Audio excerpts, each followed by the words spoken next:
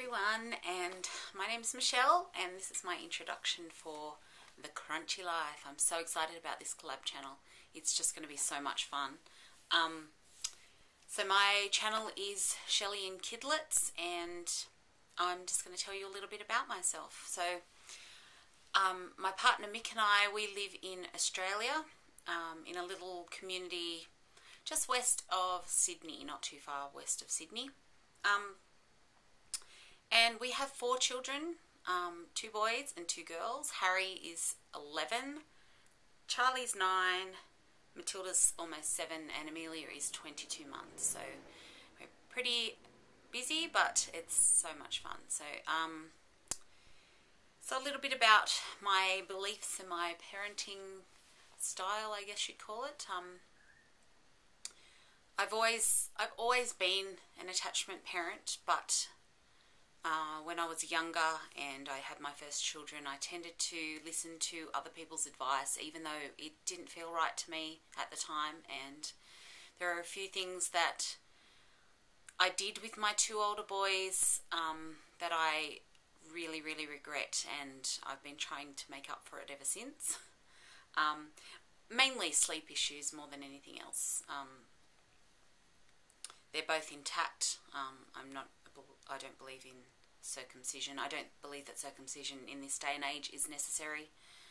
And what else? Breastfeeding. I love breastfeeding. Breastfeeding has always been a part of my life. I fed my first son until I was pregnant with my second, and I didn't realise at the time that I could keep going. And I'd never ever heard of anyone breastfeeding while they were pregnant, and you know, all you heard was that there was a risk of miscarriage, and he was pretty much weaned in anyway, but I did, help him along. So I wish I'd never done that. My second son, I breastfed till he was 10 months, and he weaned himself. I had quite bad postnatal depression, and I was smoking very heavily, and he didn't like it, and I can understand that. My first daughter, Matilda, I was all set and ready to do extended breastfeeding with her, and she had a very quite bad tongue tie that was undiagnosed. I had to feed her lying down all the time, which was fine when we were home. It was more difficult when we go anywhere. And eventually she just weaned herself at 14 months, and I was devastated because she was going to be my last baby. And then Amelia came along, and she just loves breastfeeding, absolutely just adores it, and I'm so happy to be still going at 22 months, and I hope to keep going until, I'm hoping she gets till 3, but we'll see how we go. What else? I'm a big believer in natural birth. I didn't get a chance to have a home birth, but I had 4 natural births, so 4 vaginal births. My second one was a posterior. He was a posterior baby, and I did have a bit of pethidine. And whilst I don't think it's always necessary, I think in this case it did relax my cervix enough to because I had an anterior lip, and I think it relaxed me enough to allow the midwife to get the lip over, because the obstetrician that was on call was pushing for a C-section, and she actually said, no, let's just give it a chance. So I'm grateful that I had a wonderful midwife in that case. For my last birth, I had a water birth. I went to the hospital, but nobody touched me. I had no vaginal examinations. Nobody touched me at all while I was in labour, and when Amelia came out, I lifted her out of the water and up to my chest, and she didn't leave there until just before we were going home, when she had to be weighed and measured and all that, normal stuff. So it was brilliant, and were I to have another baby, I would most definitely have a home birth, probably even a free birth, because both Matilda and Amelia were very fast, and there really wasn't any need for any intervention. And my mother-in-law is a midwife, and we live with her, so it's not like I'm not in good hands. Co-sleeping, we didn't do co-sleeping or bed sharing with the older three, but Amelia was bed sharing for 10 months and then co-slept in a cot in our room until 14 months, and then she has gone into her own room. But I haven't forced her into any sleeping patterns. She does settle by herself, but she's just learnt that on her own. And, if she wakes up during the night, which she does at least once, up to 3 times, then I come in and I feed her and I put her back down. And I still consider to be night attachment parenting her, because I haven't forced her into any patterns. I'm letting her, make the transition. When she's ready to give up nursing in the night, that will be her decision. So, what else? I'm very, very, very much into natural therapies and natural medicines.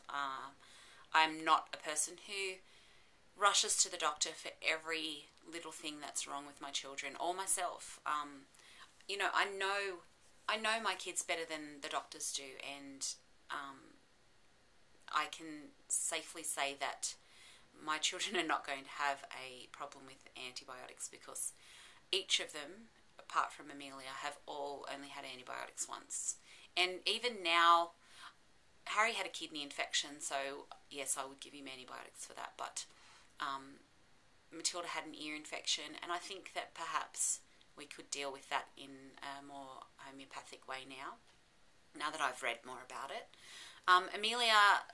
Amelia saw the doctor when she was born, and after the 4 hours of being in the hospital, which is the mandatory period that you have to stay, I brought her home, and she's not seen a doctor since. And she's not been to a well baby check, or here we don't have those. We have community health nurse, and you're supposed to go at 6 weeks and 4 months and 6 months.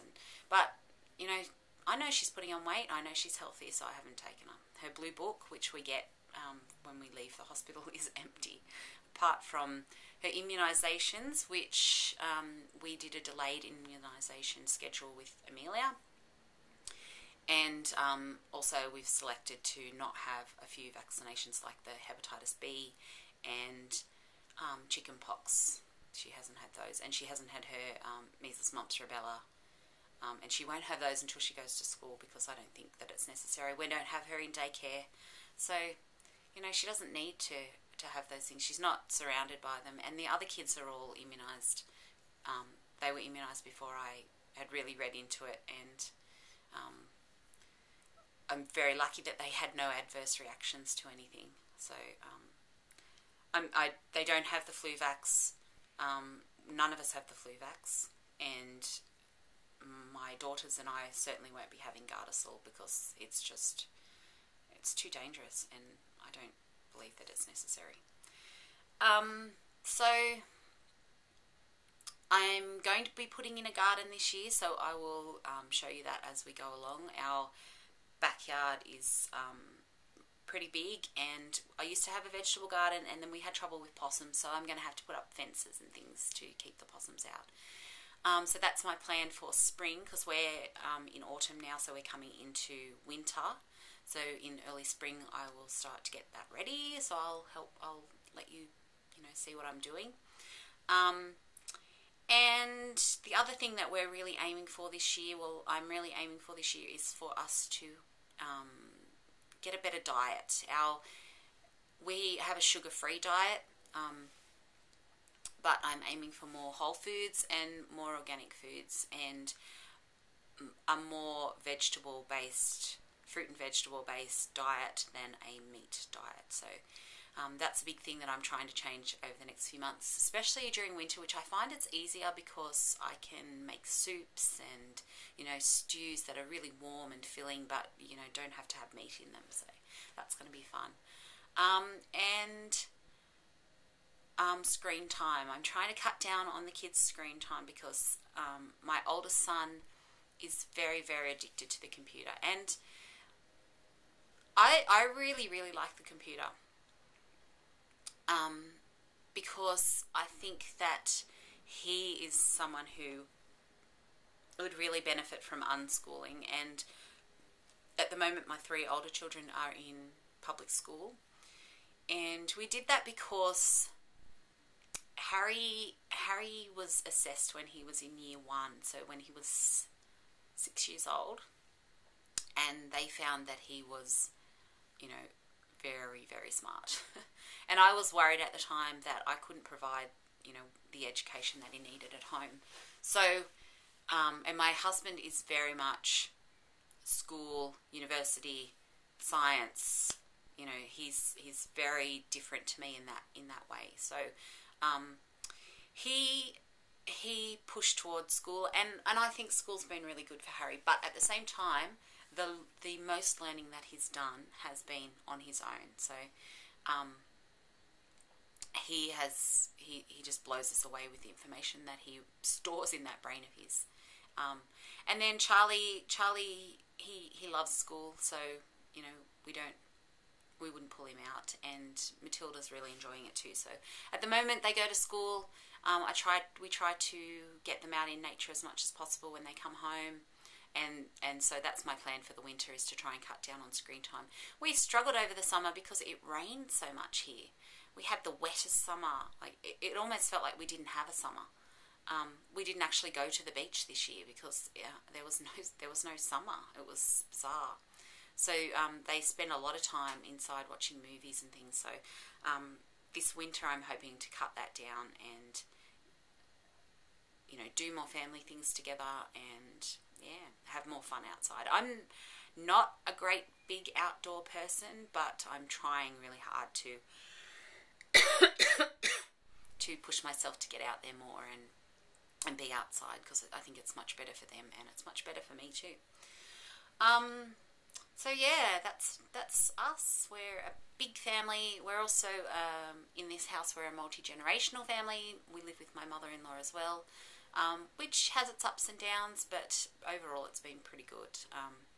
So, you know, parenting choices that I make, she doesn't always agree with, but, you know, we try to, you know, if it's big things, then it's my way or bad luck. But, you know, there are some things that I've allowed, I guess, to be a bit more relaxed. And, I just finished reading The Idle Parent by Tom Hodgkinson, and oh my God, it's so good. That is how I want to parent my kids. I don't want to be on their backs. I hate homework. Mick's very homework, but I hate homework. I think they should come home and they should play. And I like when they play by themselves, and they're really, really good at it. So I think that's really great. So anyway, that's us. If you have any questions or anything. But I look forward to getting into the videos, and I will see you all soon. Bye.